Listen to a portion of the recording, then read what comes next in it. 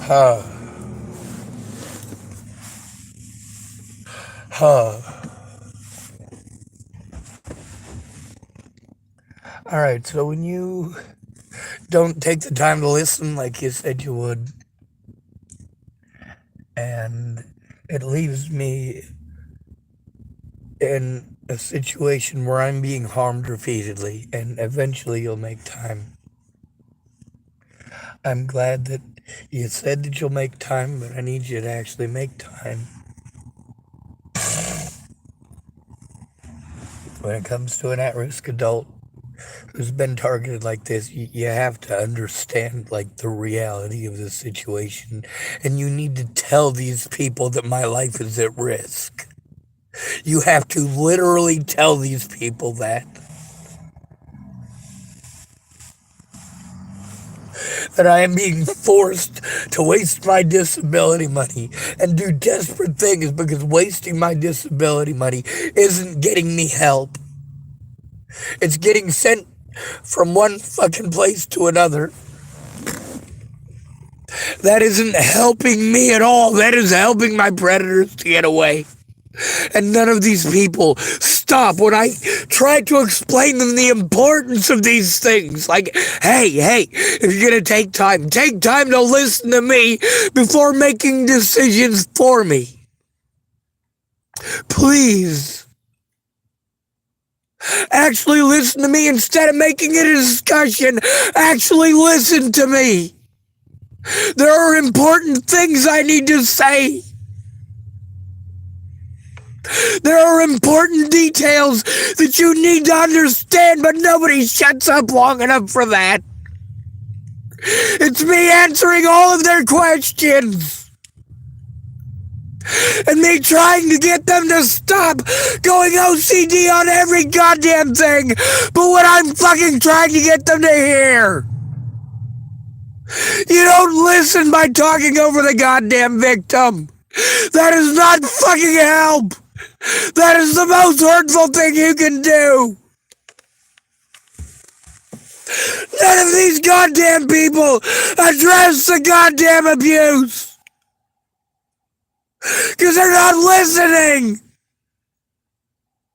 They're not listening to how it affects me.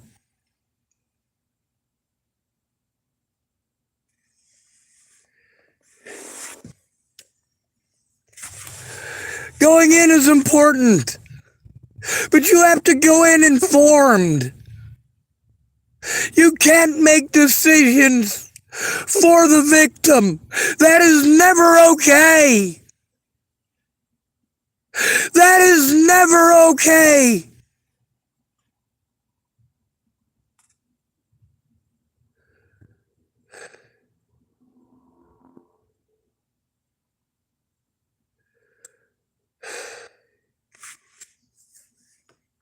That's literally every one of your problem.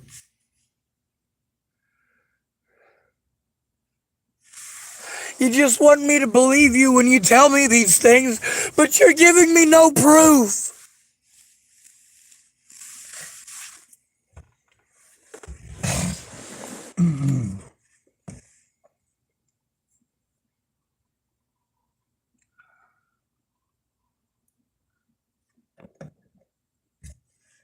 Anyway, I wasn't able to tell any of those important details, and obviously it's not safe to tell those details on this channel. Finding somebody who's willing to stop playing 20 questions or stop telling me all the stuff that they're doing without informing me of what's going on. This leaves me zero autonomy whatsoever. This is the most inhumane goddamn system.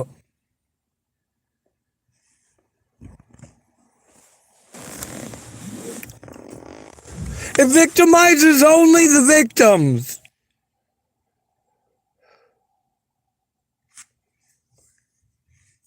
People think I need them to make all my decisions. No, what I need you to do is stop asking 200 fucking questions and let me tell you what the fuck's going on. So you don't do something stupid thinking you're smart and being nice by taking fucking control of the situation. You fucking can't. You've got no fucking clue what's going on. That's why I ask you, please, could you set aside a little bit of time to listen?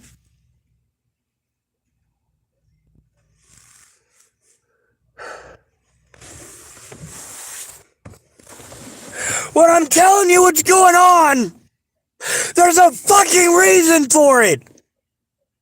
Let me finish telling the goddamn story.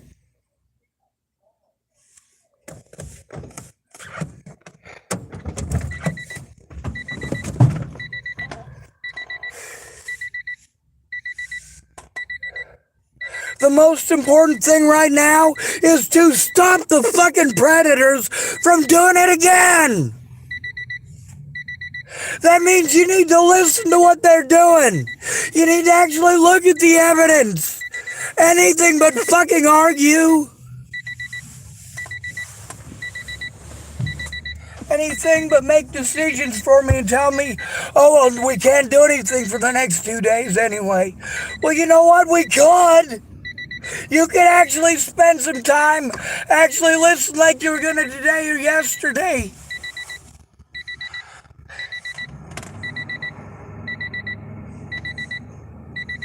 Like, I already feel like shit enough for having to ask for help. Because everybody tries to shame me for needing help.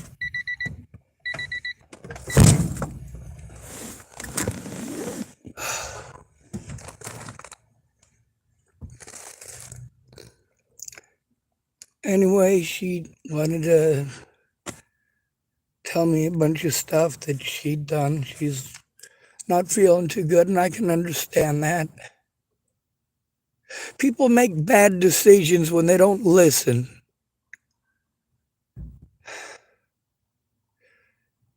You can't do things on my behalf. That not only takes the autonomy out of it, but I don't know if what you say transpired actually had transpired at all. And because of the mentally ill tag, nobody's going to hear my words about it anyway. It's just hearsay. That's why it has to be recorded. And the important thing with doing it with the victim is that you're doing it with the person who knows best what's going on. And if you're not making decisions for them, it makes it a lot easier. Anyway, she said that she did talk to a state police officer, friend of hers, and he said that the police department here are just a bunch of dickheads. Well, yeah, duh. When there's a situation where people are harming me right this moment, I can't call 911. If I don't record it, they pretend it didn't happen. If I do record it, I can't call 911. Now that I have 2 phones, I can do that, but I can't use them both at the same time now, can I? And how am I supposed to pull it out? Well, somebody's assaulting me, and if he assaults me and then walks off, I get the, oh, well, he left already, so there's no crime. Like, are you fucking kidding me?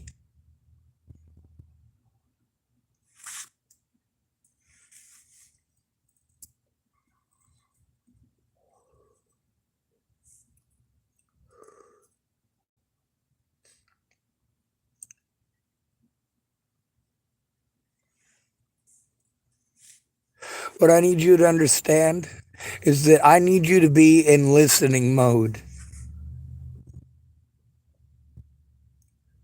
When I try to explain stuff like, I can't afford any of this, I'm almost out of money, there's a reason that I'm telling you that. In just a couple of days, anything that I'm being asked to do, I literally won't be able to afford to do. Before you can help me, you should probably understand what problems I need to have help overcoming, and actually help me to overcome those obstacles and hurdles. But you can't do that if you don't know they exist.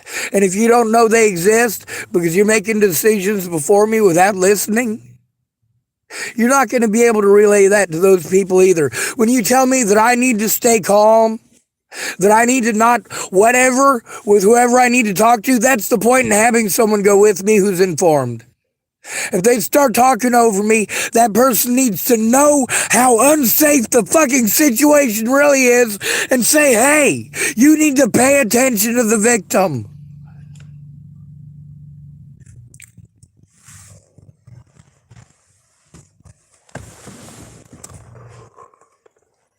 When the victim is a male, everybody tends to pretend like it's always their turn to talk. And that is the scariest goddamn thing that a man can go through. Because we already know that you've already decided everything in your head. And you're going to start making decisions for us without our permission. And we're just supposed to go along with it.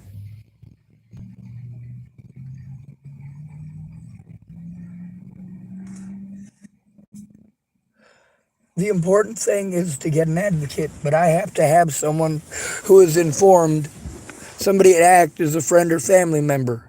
The reason that it's supposed to be a friend or family member is because it is assumed that a friend or family member would care enough to listen to the victim instead of argue. And that's what it becomes. Me trying to explain what's going on versus other people's opinions. Well, hold on a second. Before forming an opinion, look at the evidence, because otherwise you are arguing. I'm telling you facts. F-A-C-T-S. I am willing to show you the evidence, but I have to know that you're going to look at it. Not tell me that you looked at it, but obviously make no steps towards understanding how important it is. Or that there's literally people threatening to kill me or assaulting me. And I'm going, all right, well, this person is hopefully going to take it seriously. Now, the most important thing as far as they're concerned is that they're trying to do the nice thing. When it becomes an issue where a disabled and at-risk adult is on the streets, by the time they get to that point, it's already too late to help them unless you're willing to act as a friend or family member.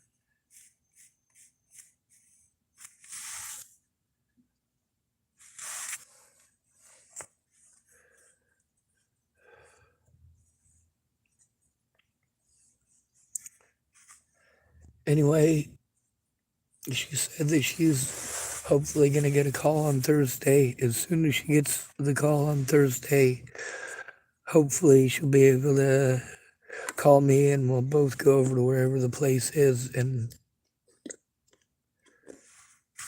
try to turn it in.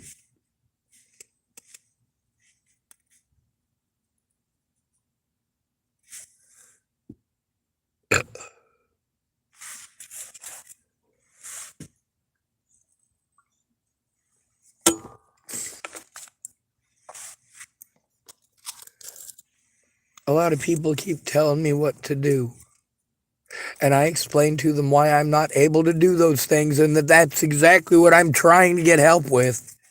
And still they don't help. They just talk in circles like I'm stupid because I need help.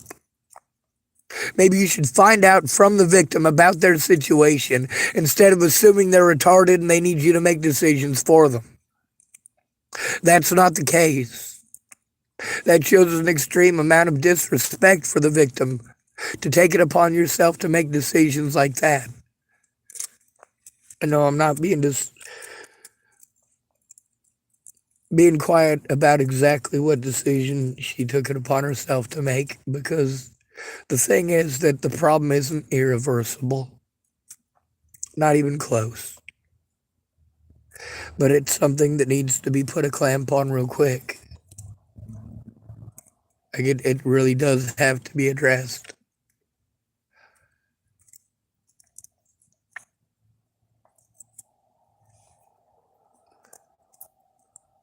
The other thing is, there are a lot of people here who like me. They're just not understanding what kind of power they have in using their voice, especially when it's a disabled person being harmed over and over again.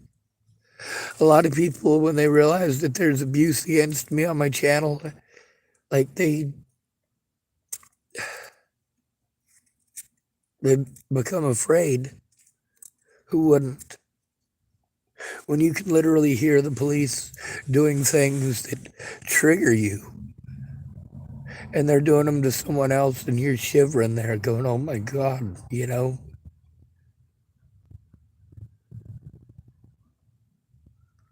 A lot of people I talked to were astonished by how bad it can possibly actually get.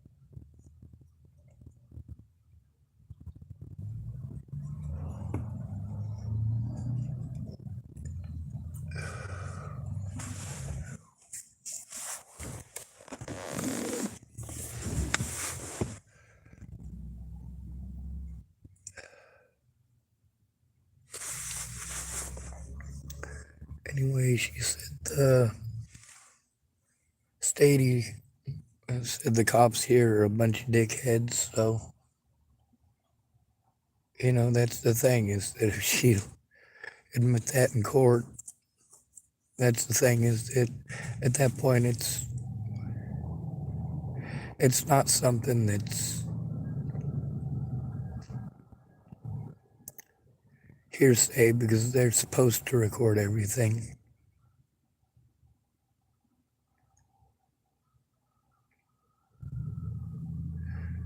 They'll tell you that they're recording for your safety, but then they'll try to deter you from being able to get the evidence.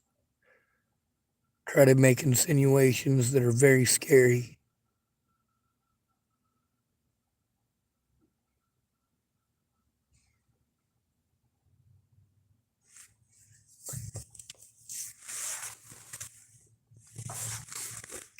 It's inappropriate to treat a human being like this.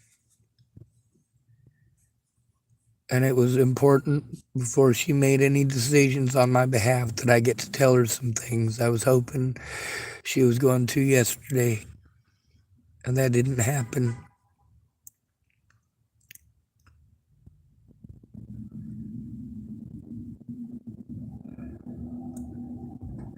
I wait wherever I feel the safest, but I don't feel safe anywhere. That's the problem. I can't feel safe anywhere because it takes people forever to realize that I'm being abused when I'm literally blatantly telling them every day what's going on. When they try to give me suggestions for quote unquote harm reduction, park here, park there, do you try to understand why I park where I do? If there's a better place where the camera will catch it, I'll park there, but I did park there. And when Chris Stafford decided to throw an apple through my window, what happened? Nothing. It didn't matter. I couldn't turn it in.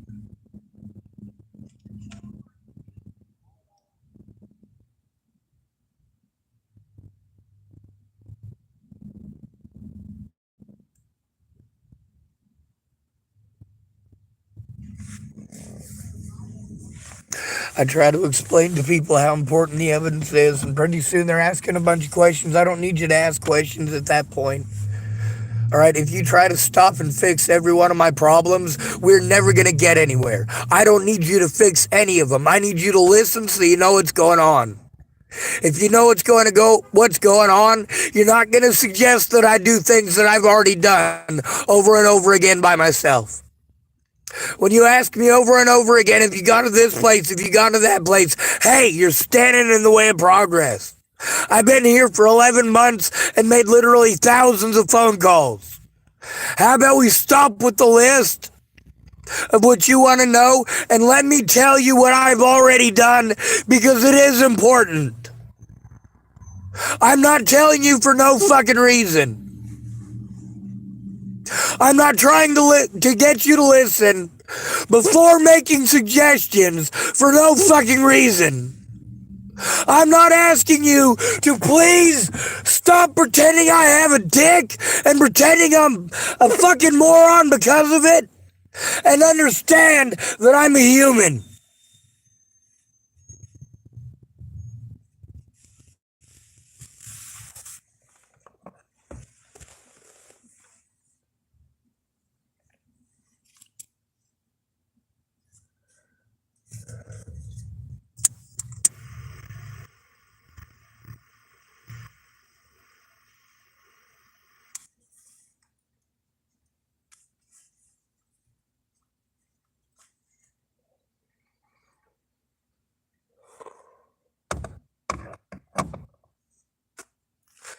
Don't do things for me, do them with me.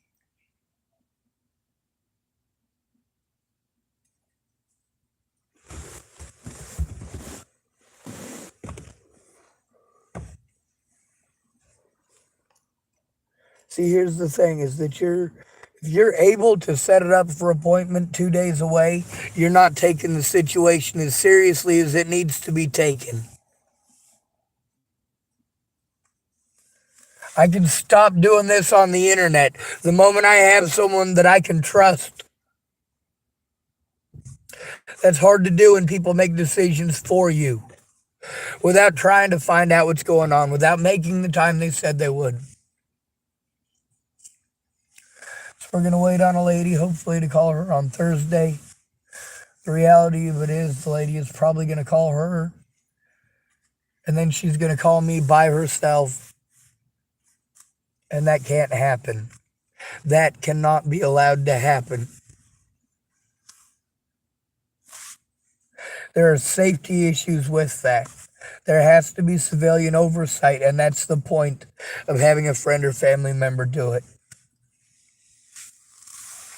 That prevents the cops from being able to illegally try to reinterpret everything, especially if they know that you're recording it.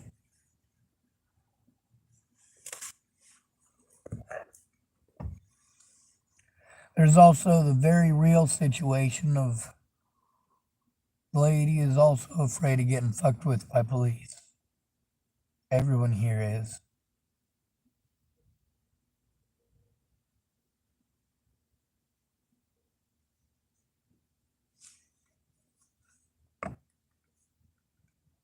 For poor people, you wonder where our fucking attitude comes from? It comes from the fact that we're treated like dirt by the police. A lot of these people, when they say the only power I have is in this building, yeah, there's quite a few people here who have said, you know what? I know that if someone fucks with me in the building here, Sarah will fucking do something, so will Malcolm. They're not going to settle for that. Okay, that's good to know, right? I get loud because I am afraid. There are important details that it's important to have certain boundaries and rules, like the victim needs to be the one heard. If they're telling you something, it is something important. If the victim is able, if they're even capable of talking, it is important to listen to them unbroken.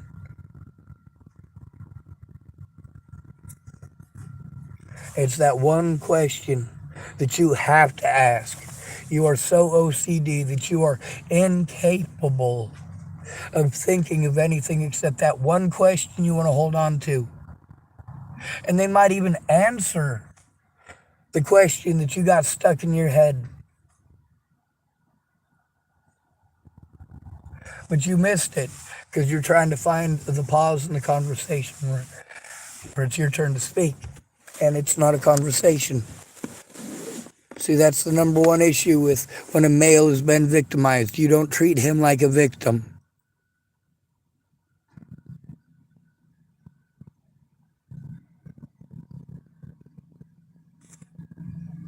How to help the victim. Number one, listen. Number two, believe them. Number three, support them. Now, a lot of the stuff says support them with words, but no, that's not support. Back it up with action and swift action. Do not deviate the conversation or do not deviate the topic. If they're able to speak at all, it is a fucking miracle when somebody is in a state of crisis and you force them to call 988 or 211. They're supposed to be mandated reporters. All mandated reporters opt out of their job by trying to do are you thinking about hurting yourself or others? They need to stop right there. Those are trick questions. When you go in with somebody, that somebody needs to know that when they start asking that question, that somebody is to say that's inappropriate. It is inappropriate and misleading.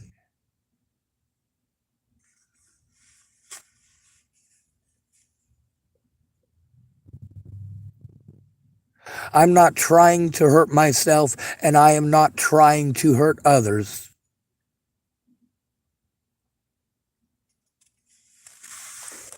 So it is not okay to give me the mentally ill treatment or to give me the suicide treatment or to pretend like I plan on harming others, because I don't. I do plan on defending myself, but I never do.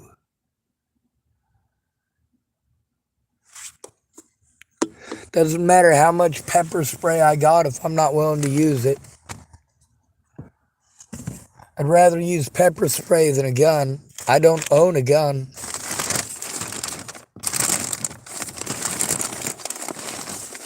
But if the situation is bad enough that I'm willing to use pepper spray, yeah, that's probably a situation where I got to be glad that I don't have a gun, because I might use it if I'm that afraid. And it's not paranoia. When it's this much abuse, this often, it's not paranoia. It's called hypervigilance. Let me pose a scenario for you stuck-up racist assholes. Let's pretend your fantasy shooting gallery does show up. Let's imagine there's a whole bunch of naked Mexicans that come across the border with machine guns and a bunch of drugs, hell-bent on raping your daughters. Not only that, but they got slogans tattooed all over them in Spanish and English, saying that's exactly what their intent is. And this is the third wave of them. First wave got through and already raped a bunch of people, so you know it's serious. Beheaded a bunch of people. Cut off their heads, stuffed them in tires, lit the tires on fire while they're still alive, stuck their headless relatives right next to them. So you know it's bad, right?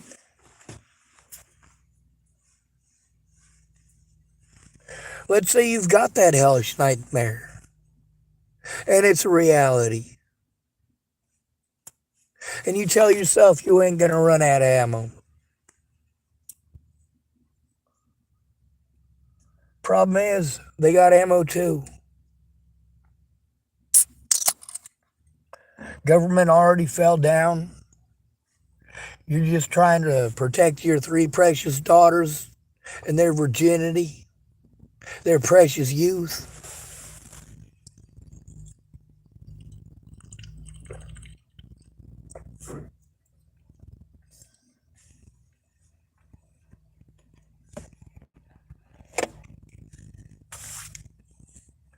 Now, how likely is that scenario?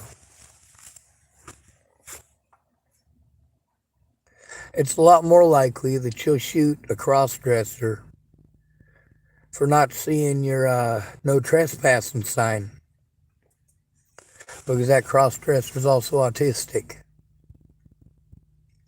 They're probably shuffling their feet and looking at the ground and feeling real sad at that moment, wishing they had a friend when you come out and plug a hole in them. I'm all for you having guns, but it's got to be for the right reason.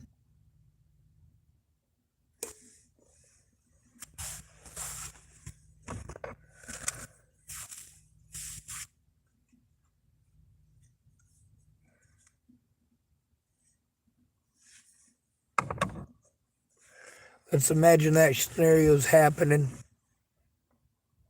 and they already put holes in two of your daughters already because they can shoot.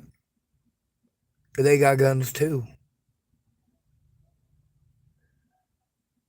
If there's a black man or a Jew or a homeless man in the local vicinity, are you going to share one of them hundreds of guns that you've been stockpiling? Or are you just going to shoot them just in case?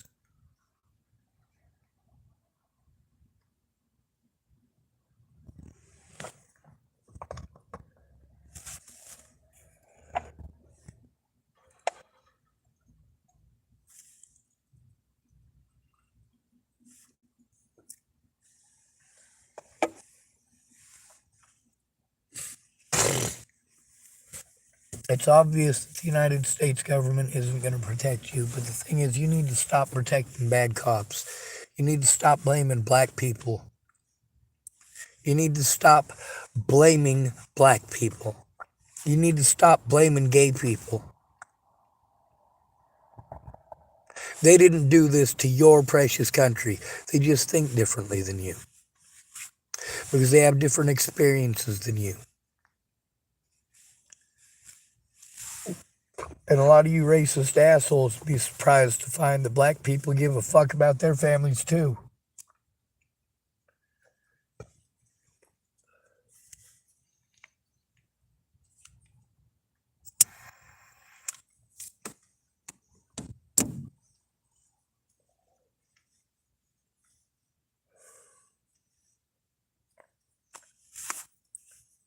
The thing is that you're afraid to say anything about anywhere except when you're bitching at a Klan meeting or bitching at somebody in the grocery store that you think actually gives a fuck.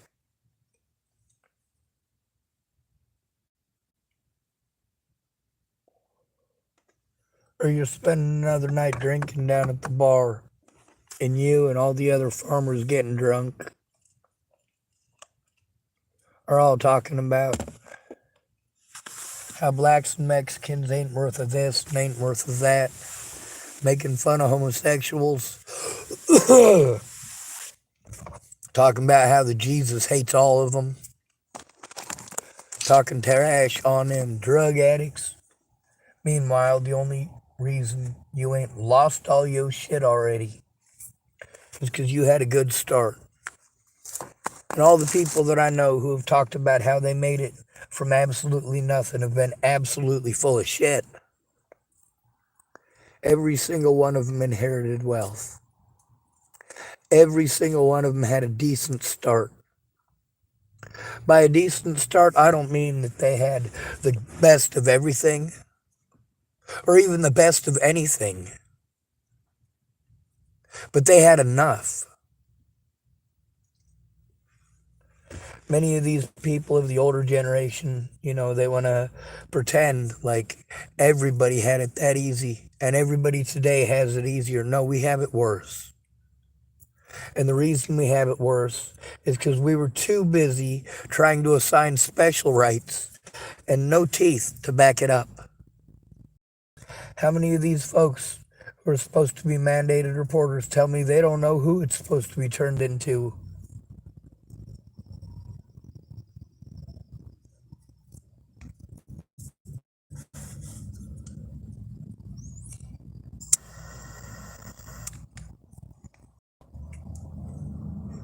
When you're a homeless man, police do everything that they can to dismiss everything that you do.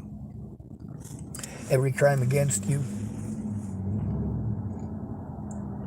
And public pretenders don't do shit. They don't care.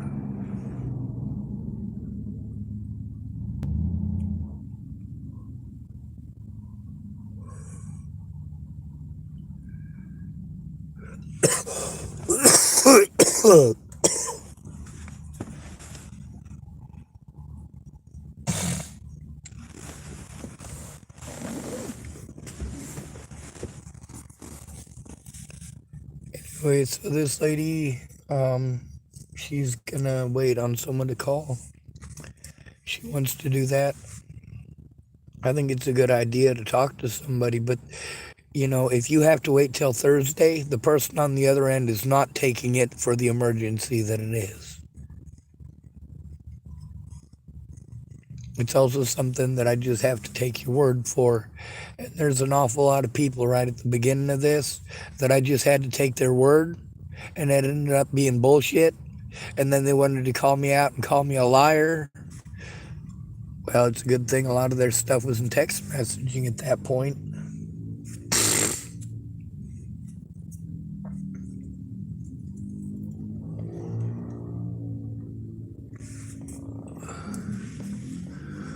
When you're being fucking assaulted everywhere you go, and you're calling your friends and you're calling your family like you're fucking supposed to, and they're all ignoring you or blowing you off,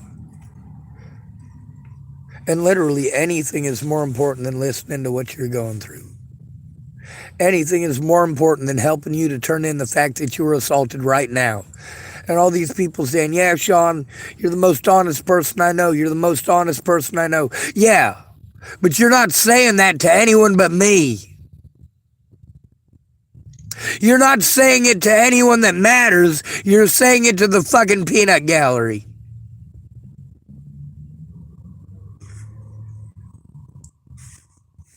I didn't need a bunch of people stopping me to blow smoke up my ass and tell me what a wonderful goddamn person I was. I needed them to understand that the reason that I'm having such an issue is because everyone does that to me. Those are not friends. People who are constantly making decisions for you, telling you what to do, what to think, what to feel. No, these are controlling assholes. That's not how you help a victim. That's how you make somebody feel like they're nothing. That's how you show them that they're nothing to you. And that makes it a very scary situation for anyone to be in. Then you want to pretend like I should be okay with it because I'm a dude.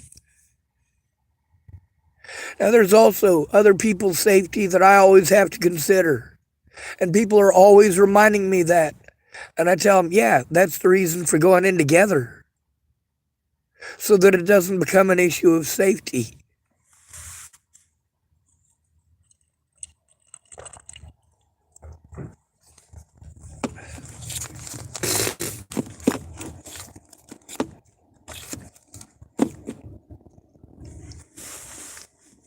Let me tell you how horrible of a person she is for doing what she did. She's absolutely not. She felt it was important enough to call the cops about, or the state patrol.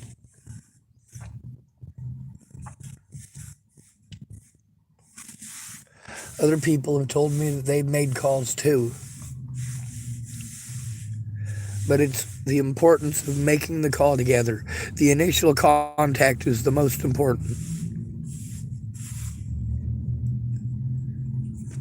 The more you know about a situation, the more you're going to be able to defer officers who are trying to play head games.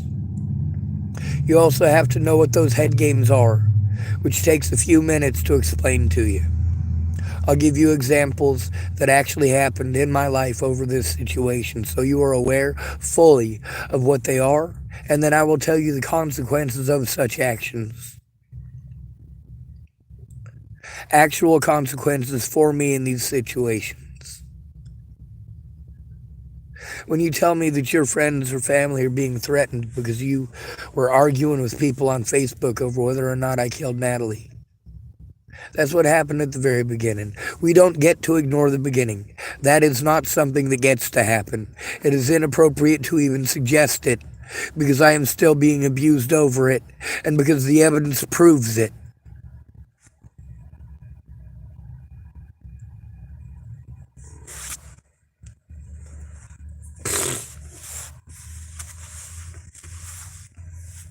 The important thing is, for me to have a safe place, I have to be able to safely go to the cops. That is a change that has to happen. If I cannot safely go to the cops and know that I'm not going to be taken advantage of, then I will literally be forced to break the law to bring attention to the fact that I'm being harmed.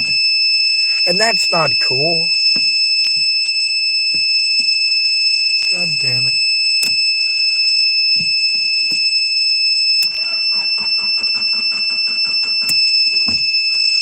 All right.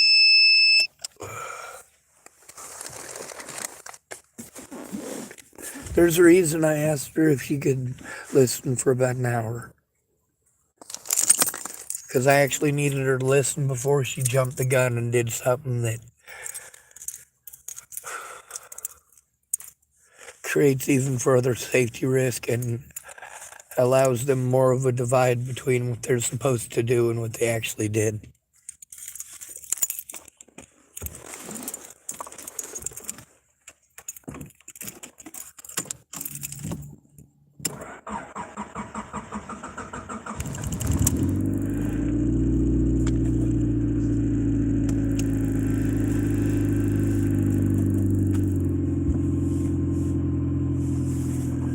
See, if you allow this to continue to happen, I will have a mental breakdown from abuse.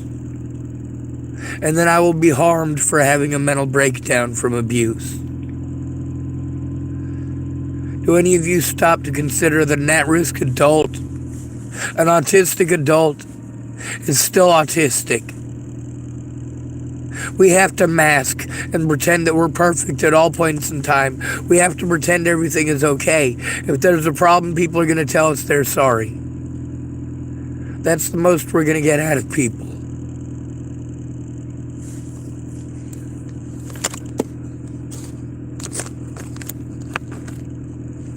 When you want to pretend that I can wait just a few more days, no, I can't. That's the problem, is that everybody's mentality is that. Just a few more days, a few more days, a few more days. I'm not going to trust that you'll call until you call. I'm not going to trust that you're going to listen until you listen.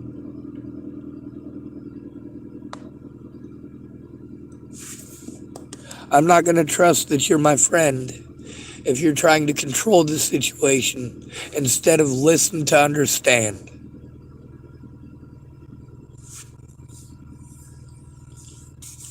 And I think it is cruel and unusual punishment that my quote-unquote real friends, when Natalie died, instead of doing the right thing and coming forward with me, I have to ask random strangers. I have to beg people that just know that I'm nice.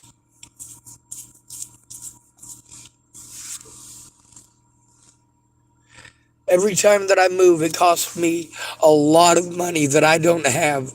And I have to save up for months ahead of time. And I don't have the ability to do that. I also have court here. I also have evidence here.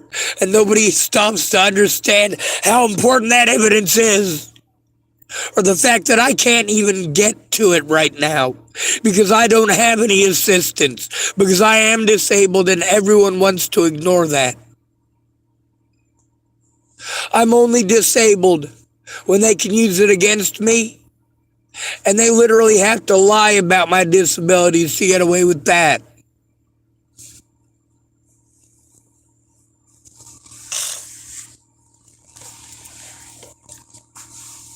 It's horrible because these people have families. But But it's important that when someone is being victimized, you take it seriously and you do so now. You let them give a full explanation, because it is important to know why those details that they're telling you, why are they telling you that? Maybe if you let them finish, you'll know.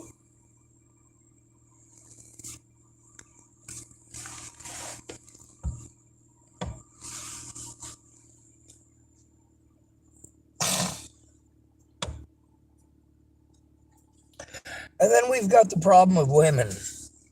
Like, every woman thinks that her opinion is more important than fact, because we've taught them this way. The problem that we have there isn't that they're women. It's that we're being looked at as men and being treated like men instead of human beings.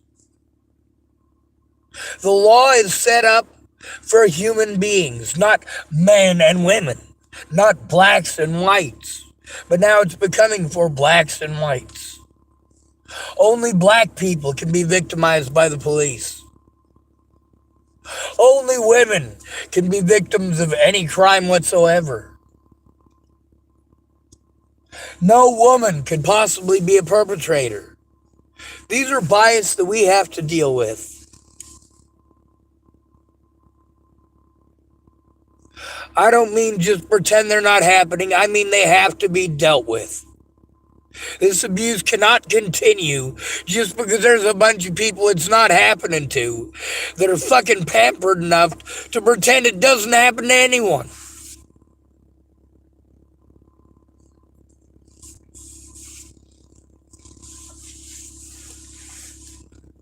I got lists and lists and lists of victims, of predators, of witnesses.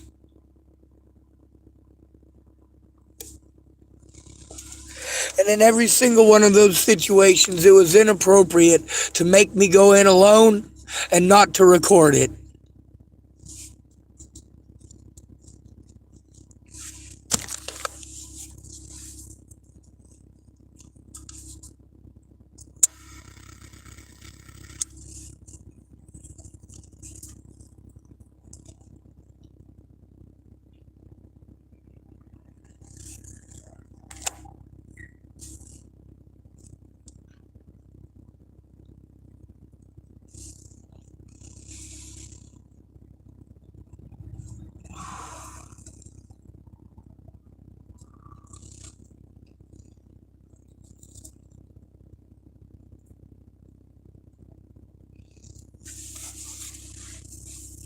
When a crime is committed against a person, police do need to investigate that crime. Not treat the victim like they're a fucking predator. Not treat the victim like they're a fucking idiot or a goddamn schizo.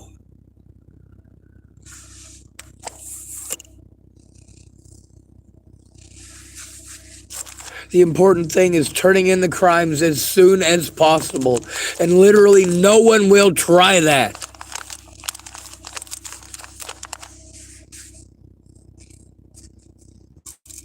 But civilian oversight is the most important thing here.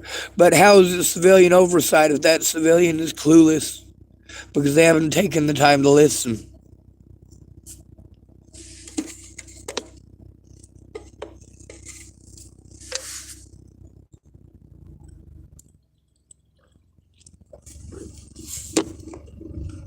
I try to explain that in order to make these calls,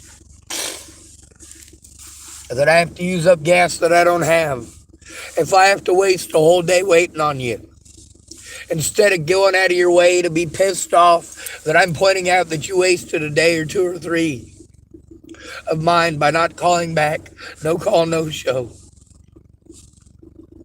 If you look at that period of time on my videos, you can listen to me making excuses for you.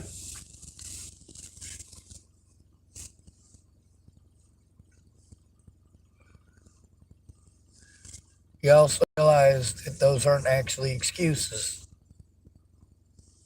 But I paid more attention to what's going on than you really think. that I do actually care about you and I do listen to your words.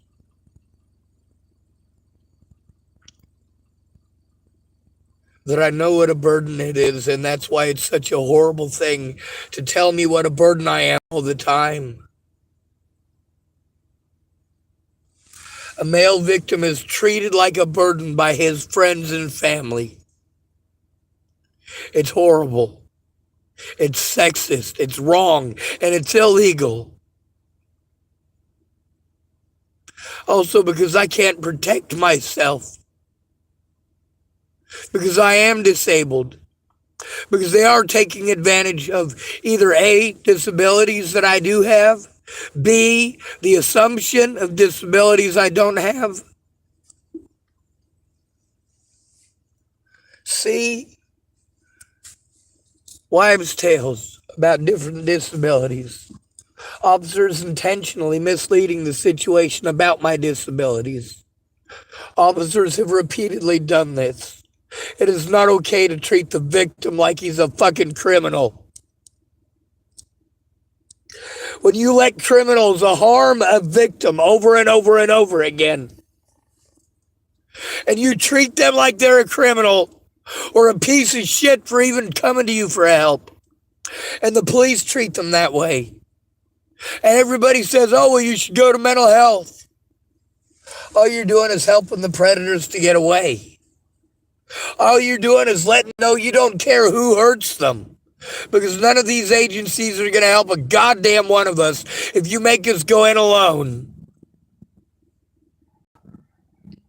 And if you're not willing to explain, hey, he is being abused and his life is at risk, then you need to look at the situation and understand that that's exactly what's going on here. Without you giving a shit whether or not I'm being fucking harmed. And choosing to speak up about it. It ain't never gonna stop. And that's the point of trying to get a termination of life legal. I already know your chances of actually coming forward are next to none. I always hope that you'll understand the power in numbers when it comes to protecting each other from these bad laws and bad people.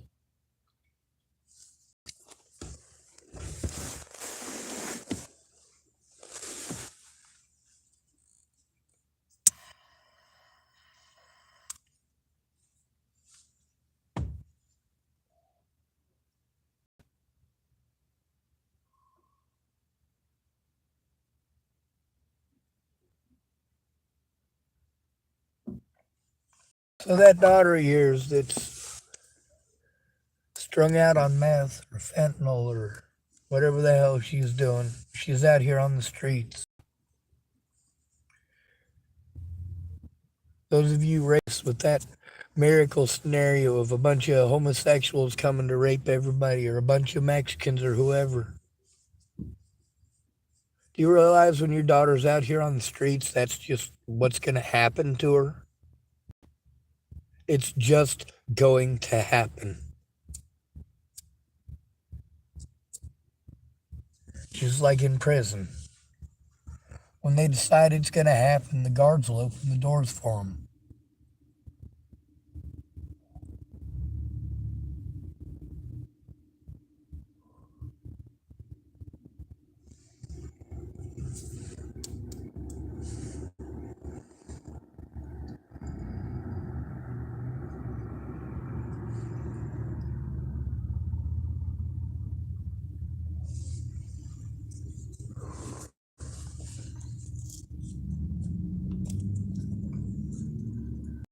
They do everything that they can to put you in the most stressful environment possible. The fact is, your daughter isn't going to get raped by a bunch of marauding Mexicans.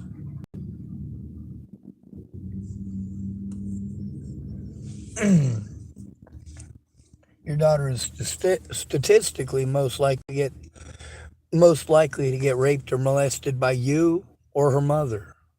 That's statistically. So before you go spouting all this crap about how you think all the people most likely to do that should be locked up, that's every mother and every father. So you want to try that again? Think before you speak.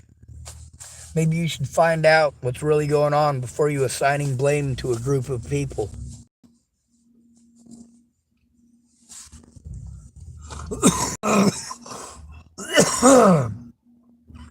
You don't want your daughter in your house because she's a junkie and she keeps stealing all your stuff to sell to get more junk. So you kick her out. Well, if she's got no qualms about stealing from her own family, she's got no qualms about taking advantage of anybody else.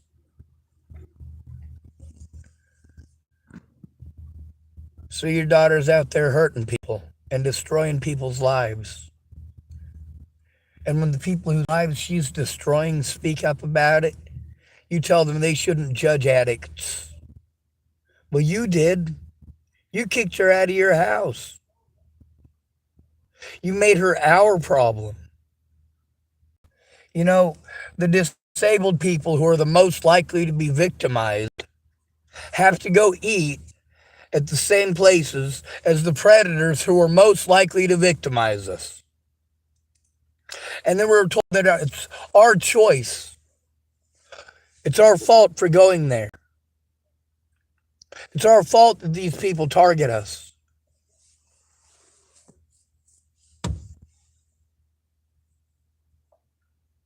It's not a bunch of marauding Mexicans most likely to rape your daughter. It's other drug addicts.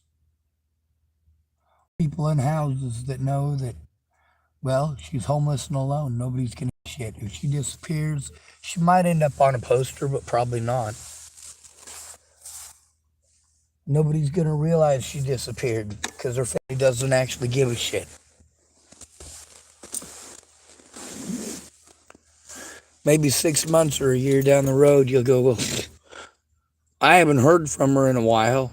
She hasn't tried hitting me up for money in about a year. I hope she's doing all right. No, she's been in a shallow grave in a national forest for a while now, or at the bottom of a swamp in Louisiana or Florida, buried off in the woods in Pennsylvania, dropped off in a canyon in Hardin, Montana.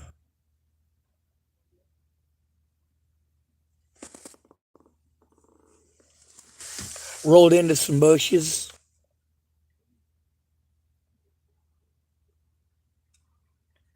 It's messed up. And before you go, oh, Sean, you're just trying to scare us and tell us horror stories. This stuff doesn't actually happen. No, look it up. Look up Hardin, Montana. Look up the missing women of Hardin, Montana. Look up Henny Scott. Look up Selena Not Afraid. Look up Frida Knows His Gun.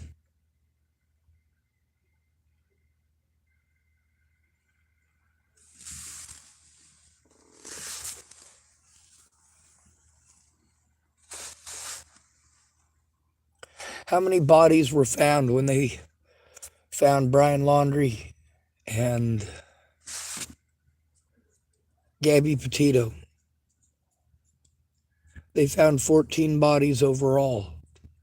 2 people missing, 14 bodies found. Those 14 bodies would have never been found if it hadn't been for it being a pretty white girl disappearing.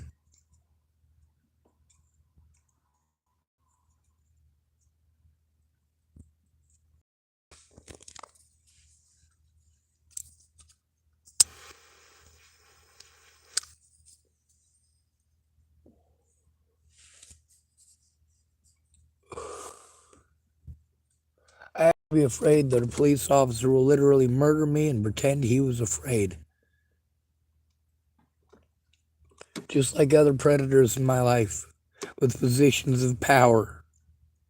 Just all they had to do was just pretend they were afraid, and all of my rights went away immediately. And I was prevented from turning them in.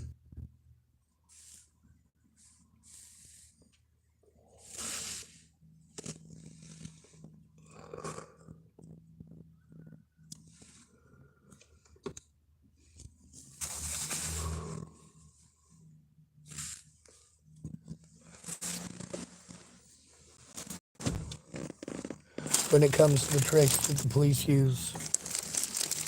Like when they say you can't turn something in for somebody else. Now the other thing is, if she did tell that state patrolman that my life was at risk and he didn't do anything, then he broke the law. And that sucks for her friend.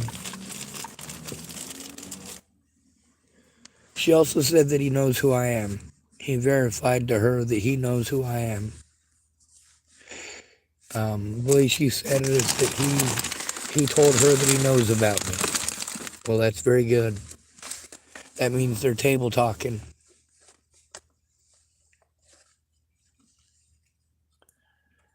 If they're table talking, they're breaking the law. They're not allowed to coordinate across multiple agencies to prevent a victim from turning them in, which is exactly what they've done. The evidence shows exactly that. It also shows that after they intentionally created a safety issue, that they're repeatedly trying to now send me back to the very same people I've been trying to turn in. And that these people are now kind of changing it up a little bit. But the fact is, they have already created the trust issue. They have already created the systemic abuse that needs to be turned in. These officers have already fucked up. They do not get another chance after having literally dozens. They chose not to do their jobs. They chose to threaten, harass, and intimidate. They chose to slander my name. And they chose to do so knowing that I am disabled and I am reaching out for help stopping abuse.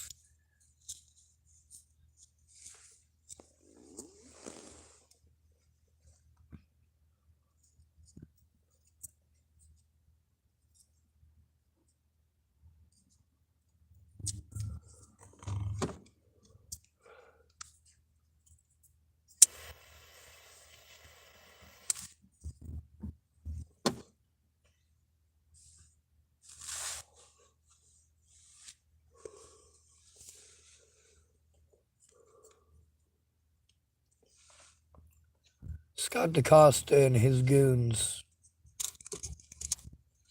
Well, unfortunately for them, enough of them goons got busted and arrested already that it actually lends ear to all of the crimes that I told you they were committing.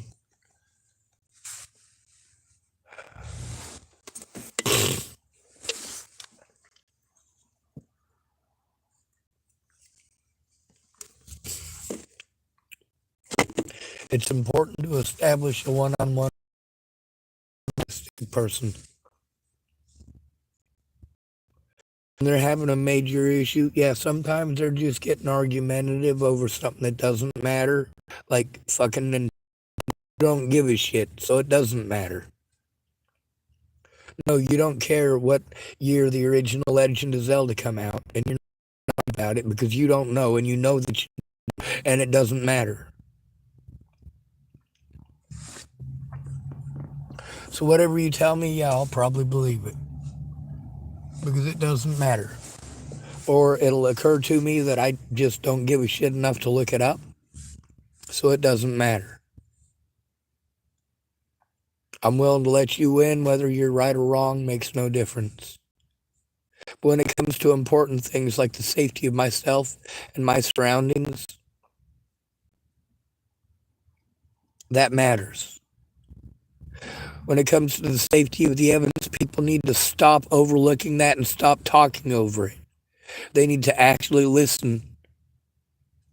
They need to take into account evidence is what should have been seen from the beginning. Both sides should have been seen. He's right, druggy or a fucking schizophrenic, because and a schizophrenic still illegal to do these things.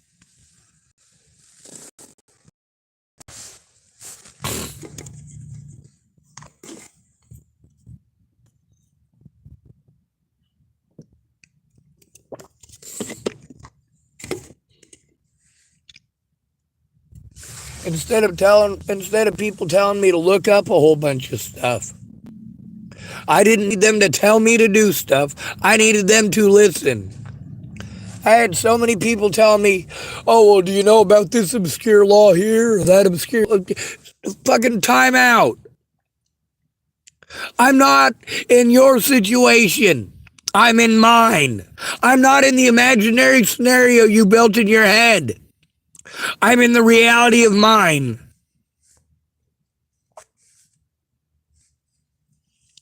The reason I need you to listen is because you need to understand how debilitating this is and why.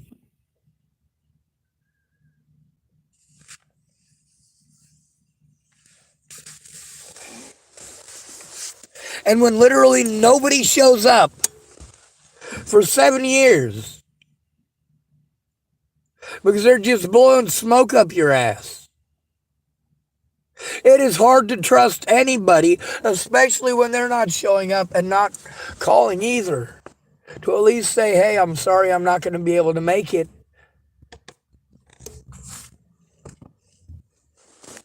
But I can't proceed with anything without a friend or family member first.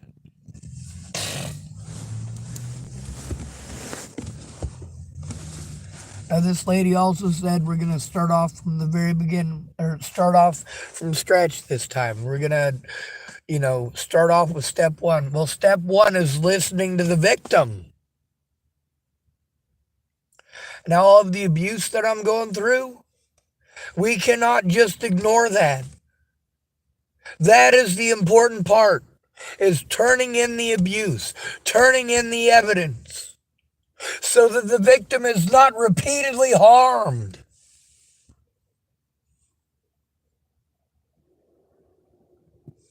Someone calling himself the Nolan Bushnell typed, hello from Utah.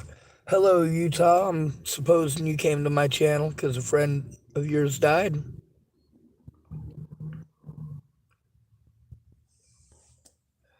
I'm only guessing that because Utah is pretty specific, and I'm in, I guess you'd call it eastern Utah.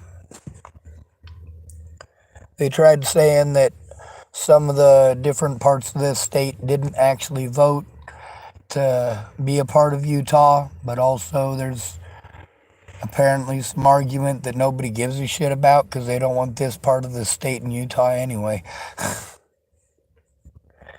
But apparently there was enough people in Oregon that voted for literally all of Oregon except for Portland to become part of Utah.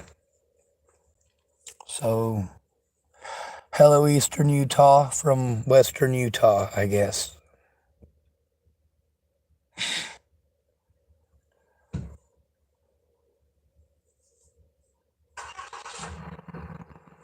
Or would it be Idaho? I can't even remember now. No, it's not the potato people. Let me see the map of America. It's been a while.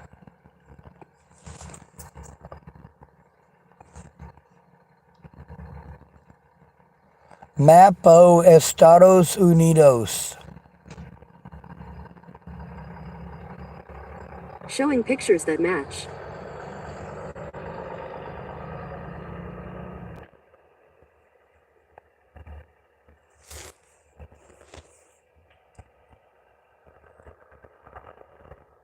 Yep, it's Idaho. I'm sorry, I didn't mean to be a dick to Utah.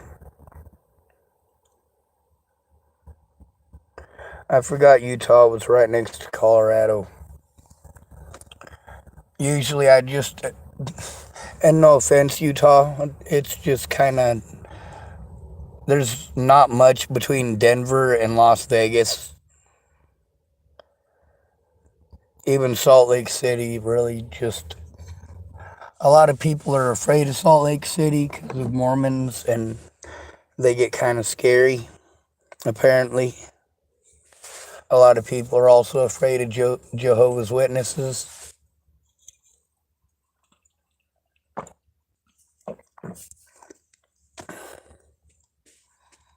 One lady in Chapel, Nebraska told me, you can always tell missionaries because they look like they're traveling salesmen trying to sell you a new Bible. I said, that's funny because I'll give you one for free.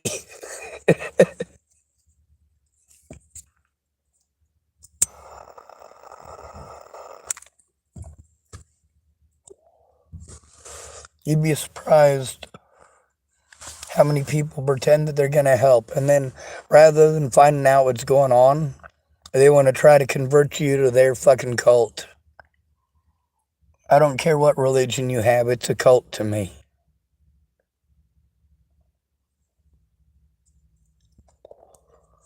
Whenever you band together to try to coerce others to your religion, to your belief system, you're being disrespectful of their belief system.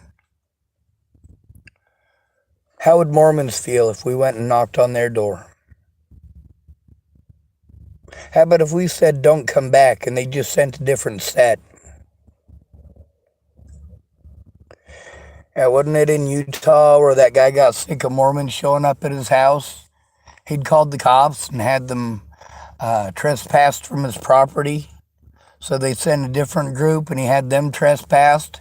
He said, I've already told them not to send anybody to leave me alone. I've called them and told them to leave me alone. So they sent another couple and he shot them both. No offense, but Mormons really get offensive when you tell them no. They think that it's their job to annoy you into believing in their bullshit. That it's okay to trespass on your property and on your rights. And then they learn how to, well, of course, try to bypass that. Like they want to come in and they want to sit with your wife. All right, well, if my wife is bored, she wants to hang out with you, she wants to talk to you, that's fine. However, when my wife says no, that means no. That doesn't mean come back next week and the week after that. One set of Jehovah's Witnesses in Nebraska tried that crap. So, of course, the wife always said no. She didn't even come out. She fucking didn't want nothing to do with religion. She had her husband answer the door because she didn't want to be bothered anymore. She was tired of politely asking him to leave, starting off politely telling him, I got laundry to do. I got dishes to do. Oh, can we come in and talk to you while you do the dishes? We won't be a bother. Well, no, I'd really rather you didn't. My house isn't the prettiest. You know, basically any excuse to nicely ask them to go away. But they're literally going out of their way not to get the hint. They know that it's not just a hint at that point. They already know that they're making that person uncomfortable. But they don't care. And that's the way all of you are with the homeless. That's the way that all of you are with a broke man who needs help.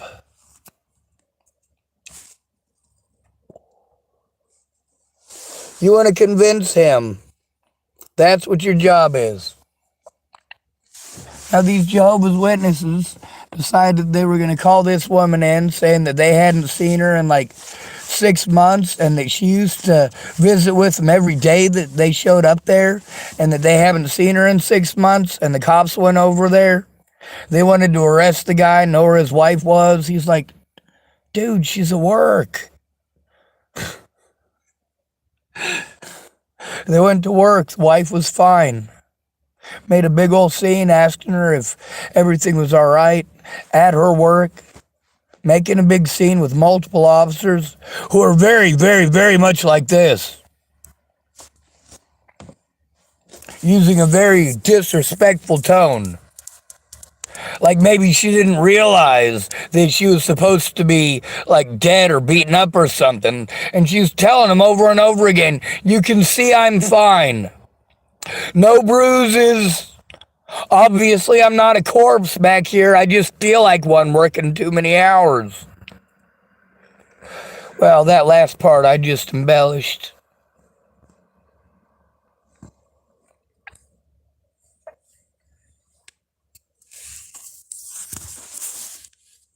But she explained that she had never spent any significant time with him except first politely asking him, hey, you know, I'm a little bit busy right now. Could you just not come back? And then they came back and she was polite about it again. And then they came back and she was like, all right, I've told y'all to leave me alone. If you come back, I'm calling the cops. People really do get aggravated with Jehovah's Witnesses and Mormons coming and knocking on their door all the time and not taking no for an answer.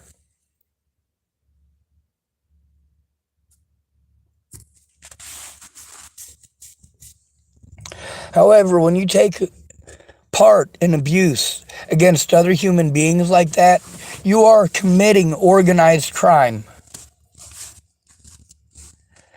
You are creating mental damage in other human beings because we can't handle that kind of harassment. None of us can handle that. And nobody deals with more of it than me.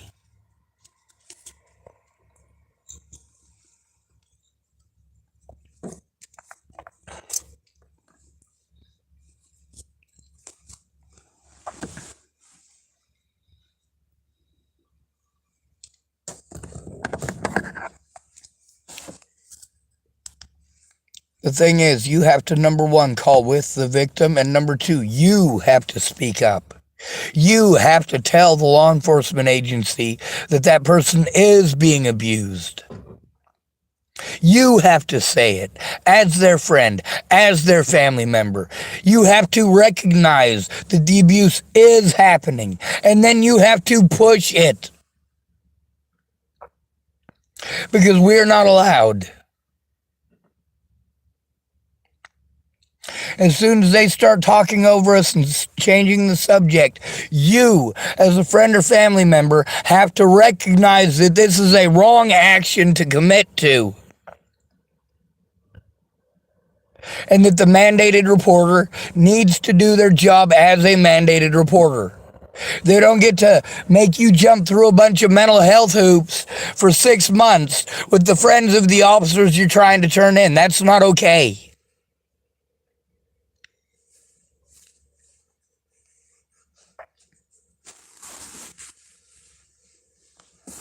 It's not okay to victimize at-risk adults into moving repeatedly.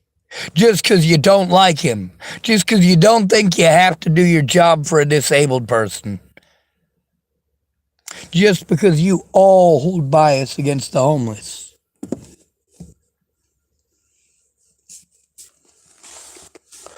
These people don't make their first mistakes by calling people up and doing things on my behalf. They make their first mistakes by not listening first. When I'm explaining something important, you need not get impatient and interrupt me. You need to let me finish what I'm saying, and the more you interrupt me, the faster I'm going to end up speaking because I'm afraid you're going to interrupt me again, because you are. And the more agitated and aggravated that I get because I am afraid that you're just going to keep on interrupting me and missing the point, the more you're going to use that as an excuse to continually interrupt me and then start saying stupid shit like you need to calm down. No, I don't need to calm down. My responses to this abuse are proper and natural responses to seriously, this long term of abuse, long term neglect.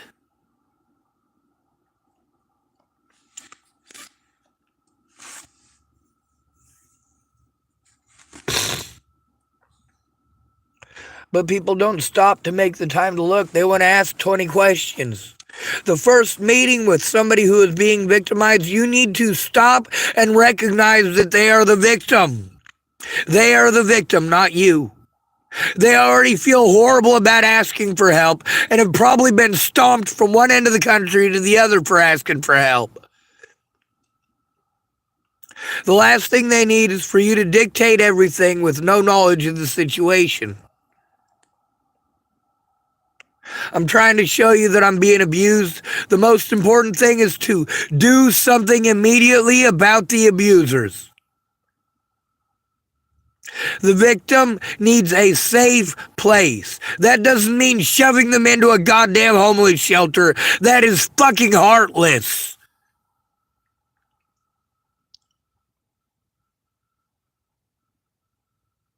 It doesn't mean trying to convince them to just go somewhere else. You know how difficult it is for me to make friends? Nobody wants to be friends with a fucking homeless person unless he's got fucking drugs.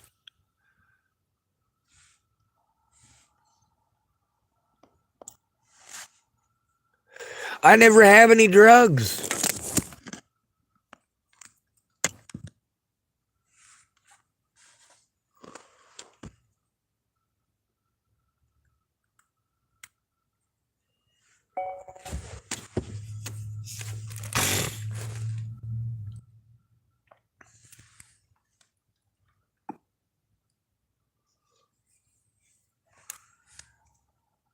Now, there's important details I wanted to tell her before she made bad decisions. She made some pretty bad decisions. Although I am glad that she informed me of what she had done already, and she was trying to explain that she was trying to do the right thing. She was trying to, and here's the key right here. She is trying to make sure that her safety is there too. What she said she's afraid of, she's afraid if she and I go into the police, just her and I, that it's going to be the same thing, and she doesn't want that for her or for me.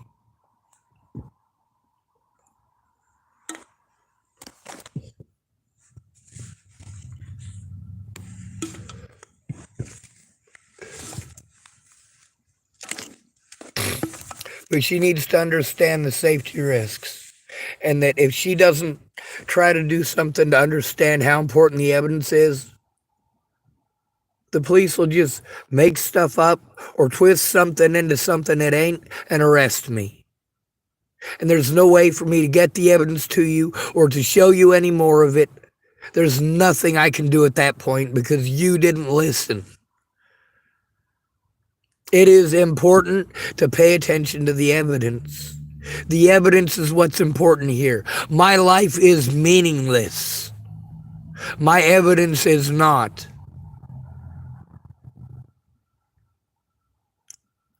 If I die tomorrow, who's going to look at the evidence?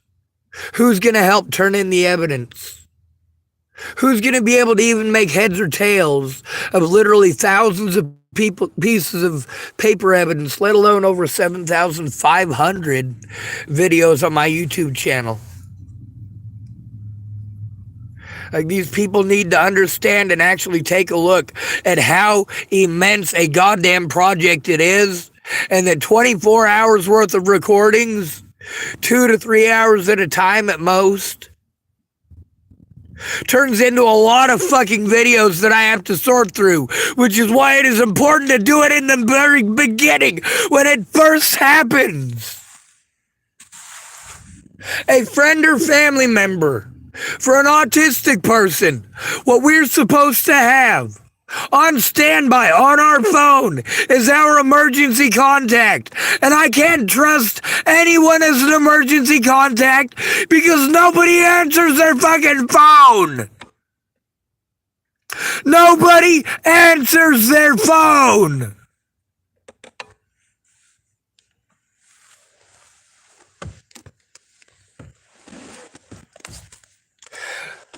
The contingency plan in Colorado after Natalie died.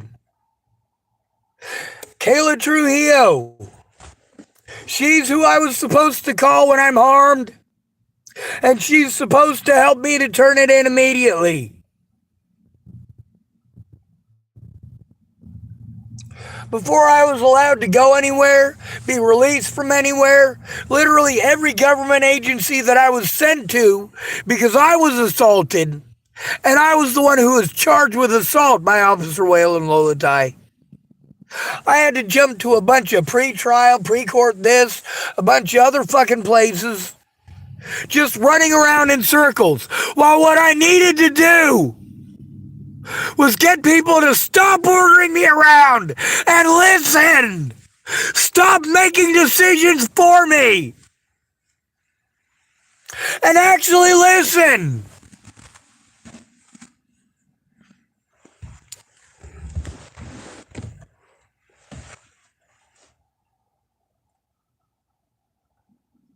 The one thing I've been begging people to do is fucking listen. Actually listen. When I'm explaining something important, but you get bored and want to interrupt me 5 more times and change the subject. That's what you're doing every time you interrupt me. You are changing the subject from important details just to suit your fancy.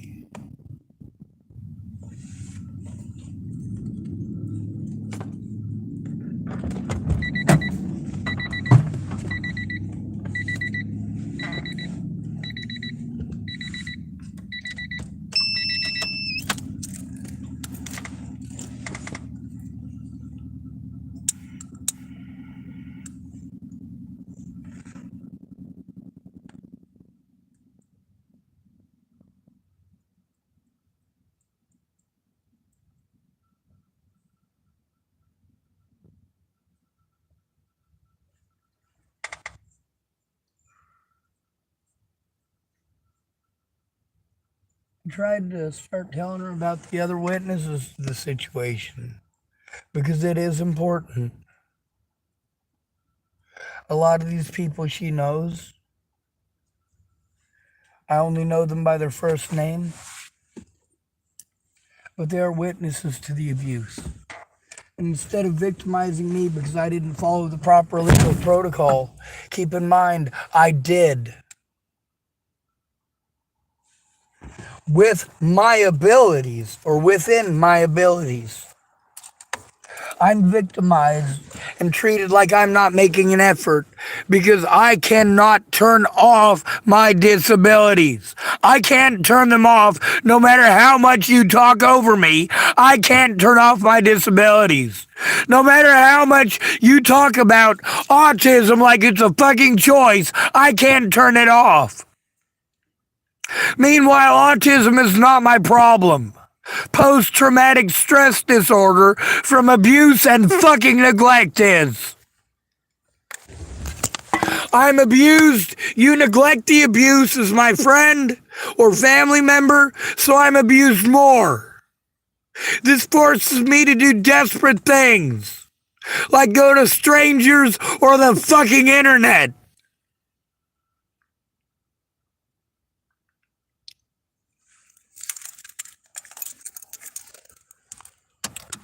I am stuck having a non-stop panic attack over literally nobody listening. Everyone wants to make choices for me like I'm a retard. I'm not a retard. I'm overwhelmed with people talking over me and making choices for me. As far as that goes, the law is very clear about me being allowed and supposed to have autonomy in this.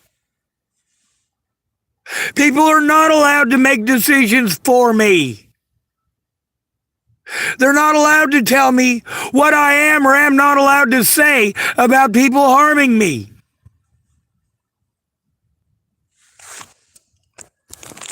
We got some person calling themselves It's Marbs, putting a bunch of game over things. The style kind of looks like Mystery Machine. Very cute.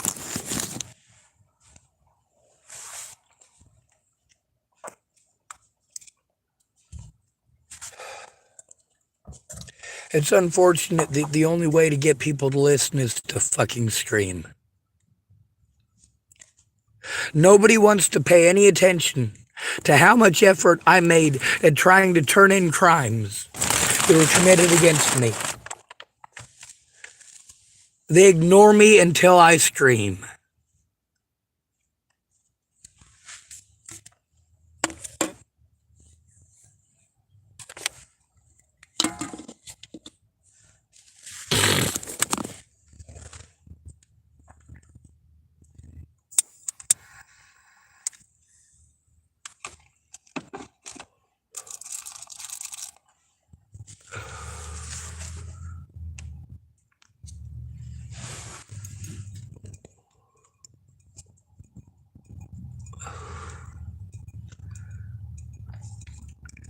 It is important to remove me from the environment where I'm being abused. However, if that results in social isolation, that too is abuse. Forcing a victim who can't take care of themselves to move to somewhere else where they can't take care of themselves is illegal. Trying to bully somebody into moving after bullying them into moving there and establishing residency there and having to spend a bunch of money on post office boxes. I am broke because of things that I have been forced to do because I'm repeatedly bullied into fucking moving by law enforcement.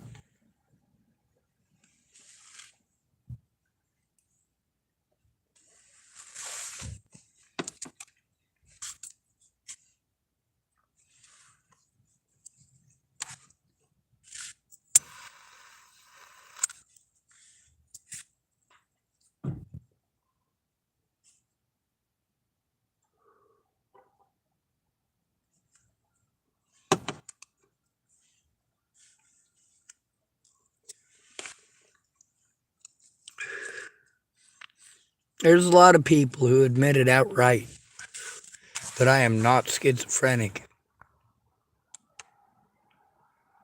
But you know what? Those people never bothered to actually help me turn anything in. So only my predators' words got heard. Of course, my predators are going to call me schizophrenic. Of course, they're going to pretend that I'm making everything up. And what shitty people you are for not looking.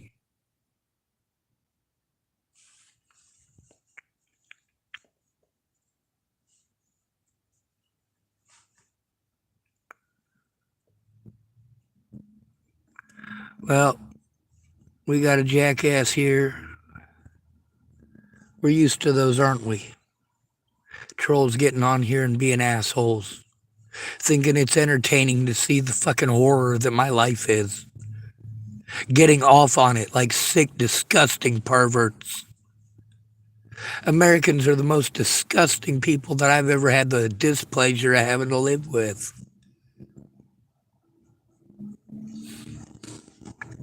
It's a cultural thing, I suppose. We can't call it culture.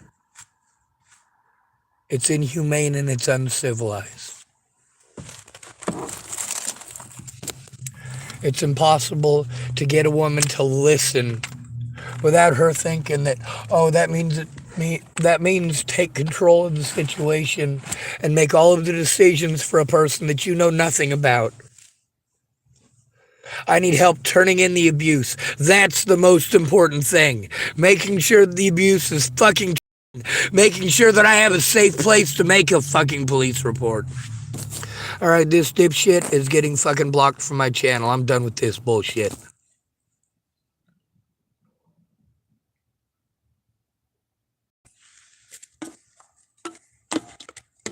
Go find somebody else to fucking harass, asshole. The only reason that this channel exists is because I have no friends to help me turn this in.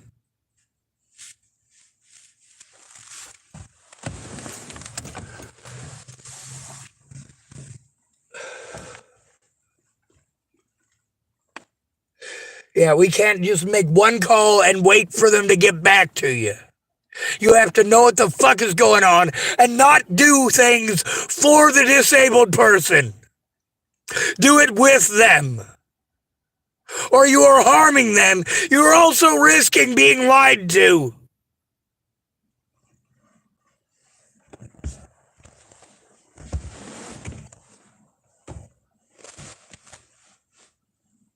That's why you go in together. That's why you make the calls together. That's why you don't make decisions without listening to the victim. And that's why you need to show up when you say you will. Listen when you say you will. And when you say you will listen, that means actually listen.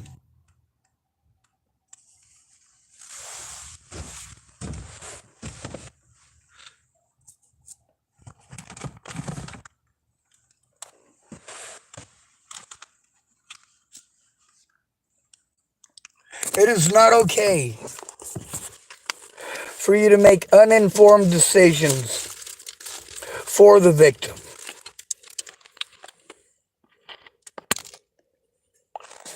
That just results in the victim being stuck with no advocacy when they go in. When you're clueless as to the situation, because all you'll do is talk over the victim and make decisions for them and tell them what to do. No, stop telling them what to do.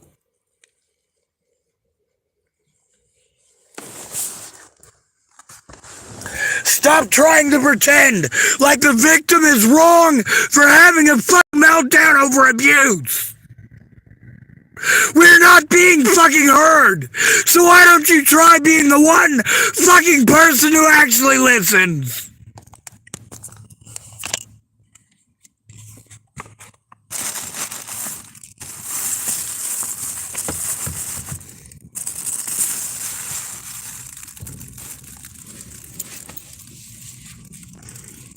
She's not taking the situation seriously.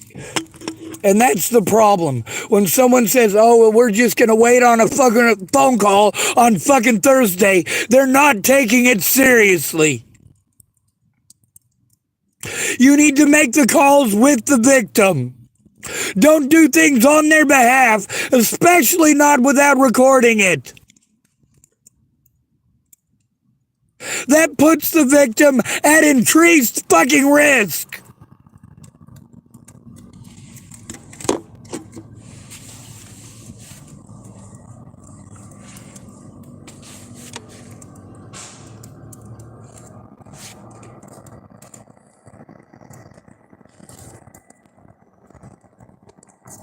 When it comes to the issues with the memory on my phone, it is important to keep that in your mind. Make sure that you understand that that is an issue that I cannot overcome.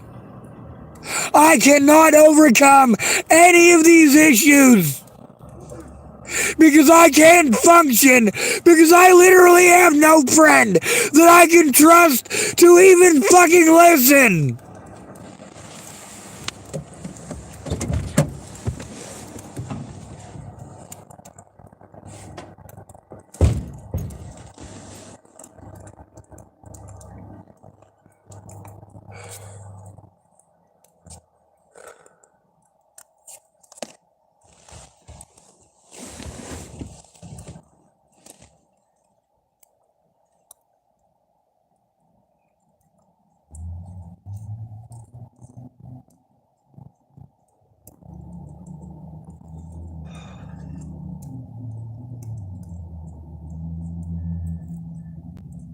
Because the thing is, regardless of how good her intention is, that is literally what pushes us to commit suicide. We don't have any decision-making allowance at all in our fucking lives.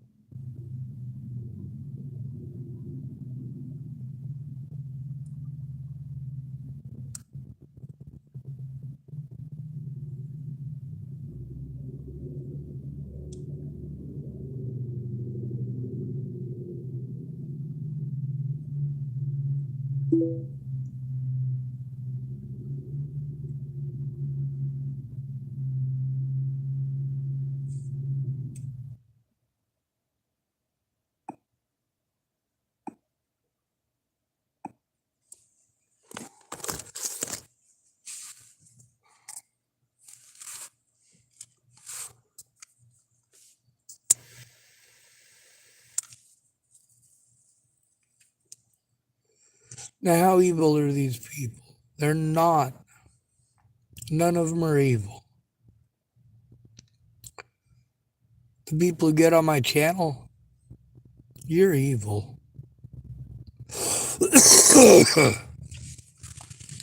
Like disgusting perverts, you'll just watch it happen.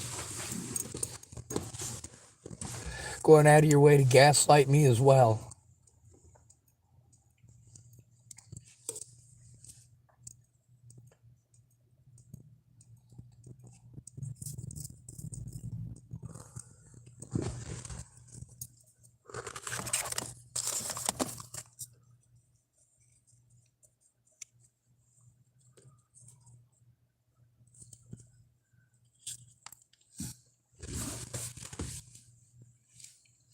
None of these mandated reporters get to dictate what I am and am not allowed to tell them about the abuse I'm enduring or why. Not a single one of them. Yet every single one of them has chosen to do so. Same thing with every single person who claims to be a good person here, who said that they would help me. How are you helping me by making bad decisions for me? That's what I want to know. An uninformed decision is a bad decision. When you are being lied to, you might make the wrong decision. I made a lot of wrong decisions, especially right at the very beginning, because law enforcement was lying to me and not one friend or family member, despite how many people claimed to fucking care. Not a goddamn one made a goddamn effort to turn it in with me. Every goddamn one wanted to fucking argue or make empty promises and never fucking follow through. You have to help the victim turn it in immediately. That is the only fucking way to do it. You have to care about the victim and you have to fucking believe them. How are you gonna fucking say that you believe them when you never take the time to listen to anything they're saying? What the fuck is there to goddamn believe? You talk over literally everything that they say and downplay everything that they're telling you. I have fucking emotions. This shit does fucking hurt.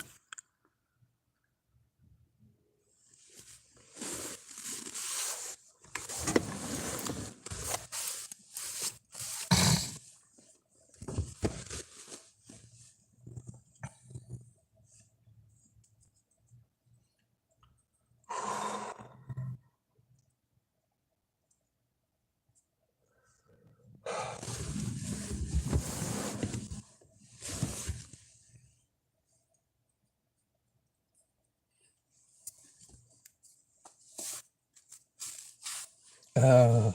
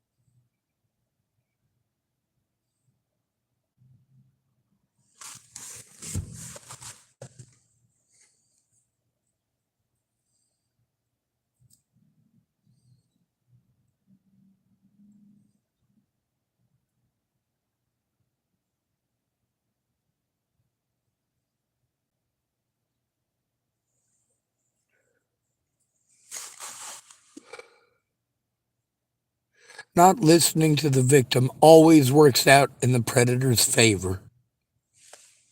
Making the victim beg for months and months and months and months never, ever helps anyone except the predator. When you make the victim beg for months and months and months and months, you are helping predators to fucking get away. And when you look the other way, you're doing the exact same goddamn thing.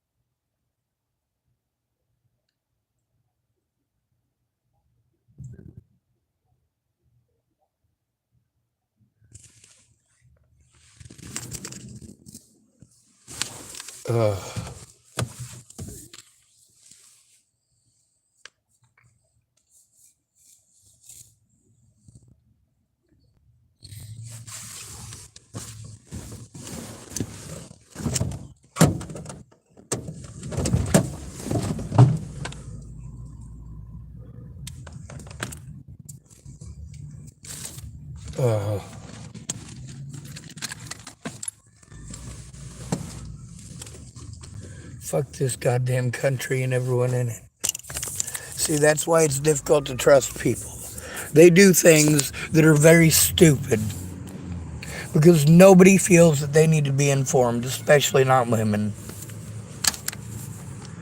They get a fantasy thing in their head and they run with it. They don't stop to recognize my boundaries. Doing things for me without me present takes away from any autonomy that I may have in the situation. It deprives me of the ability to make decisions. It also deprives you of the ability to make informed decisions. If you can't make informed decisions, you are only doing things that hurt me.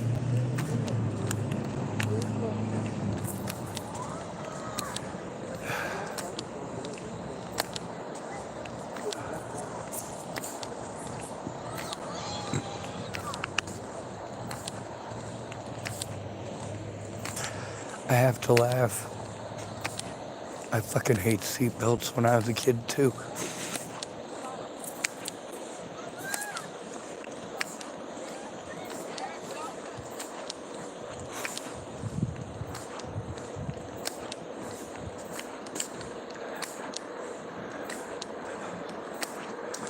I've never had a family. I've never had real friends.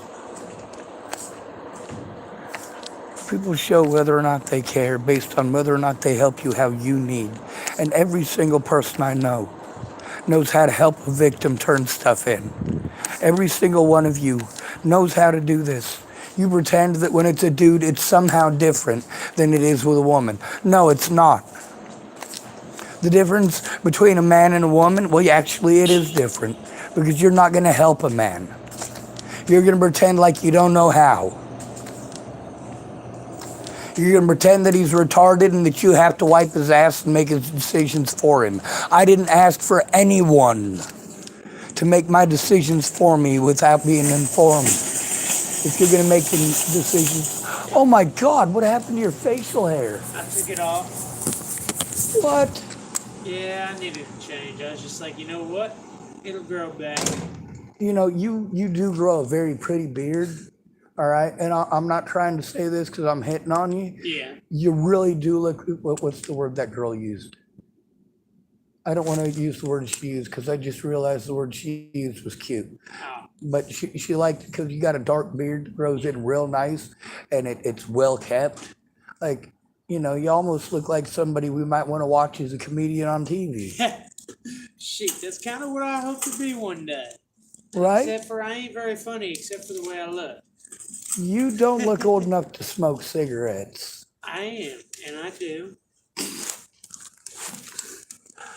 I wasn't going to ask you for one, but thank you. Yeah, not a problem. I was just thinking to myself, you know, some people grow beards so that they don't get carded everywhere they go. Yeah, I'm not too worried about it. When people get the way I talk, they're like, yeah, shit, we ain't carding. When I heard the way you talk, I thought to myself, well, doesn't Grandma or Meemaw give you a chaw in the crib back there? Sometimes. And right after they get done talking trash about somebody in the neighborhood, it's mandatory to say bless his heart or bless her heart. Right? That's a fact. My mama does it. Shit, my sister don't though. She was one that moved past that shit. She'll just be like, you're fucking retarded. Oh my God, yes. My sister's fucking cool as hell. It's nice when people are direct like that and don't try to back up and sugar, you know, the backside a little. Yeah. Because every time somebody sugars my backside, I'm like, your nose still ain't gonna fit. Yeah. I shouldn't have said it like that. Shoot, you ain't wrong now. Well, I gotta get though. I'll Be see you safe. later. Have a good night. Yes, sir.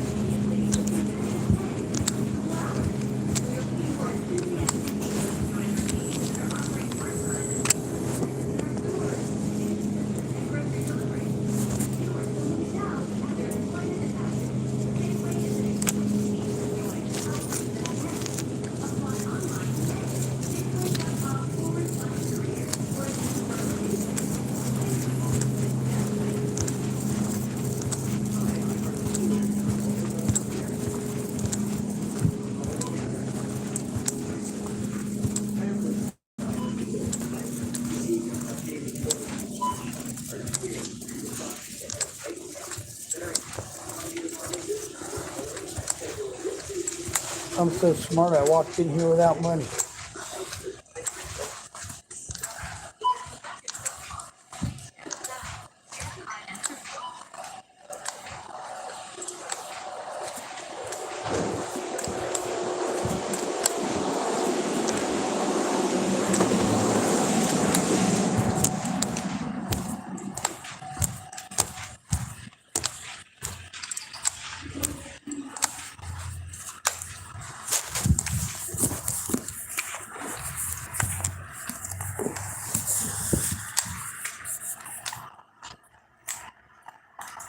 Someone calling themselves Luigi typed, hello, oh,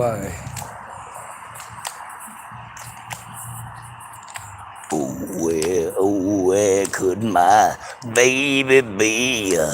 The Lord took her away from me. To get to heaven, yeah, I got to be good, so I can see my baby when I leave this world.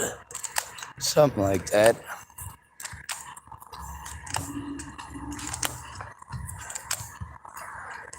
Zoot suit riot, riot. Roll back a bottle of beer.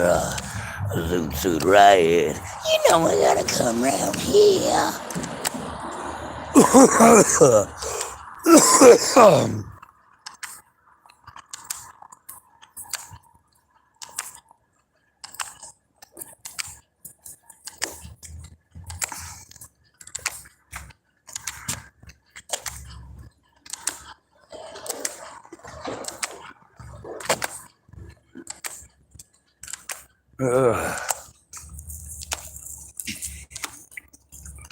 I got a baggie full of change.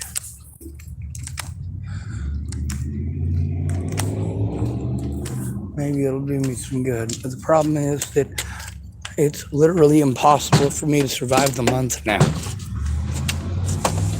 Like, if somebody would have, I don't know, fucking tried to do something at the very beginning of the month, and that's the problem, is that I jump through all of these fucking hoops the beginning of the month explaining to people, you need to hurry before I'm out of money.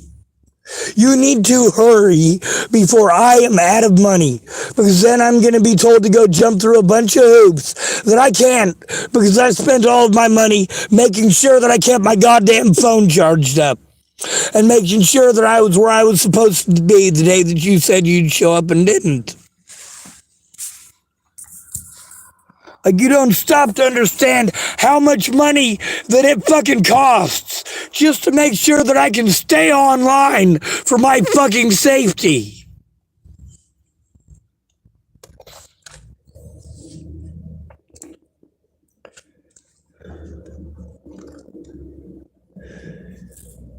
And the longer you procrastinate, like, the longer or the more opportunity, the more chances that my predators have to try to twist something into a goddamn bullshit that they can arrest me for.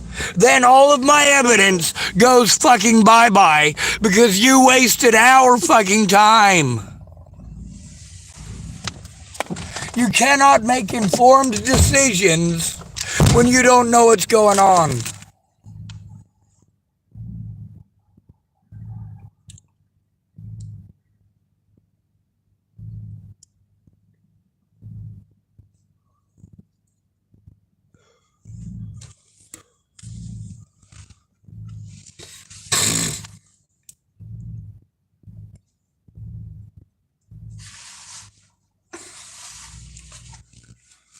When I say I'm disabled, I'm homeless, and I'm a male, that is important. All three of those are really super fucking important.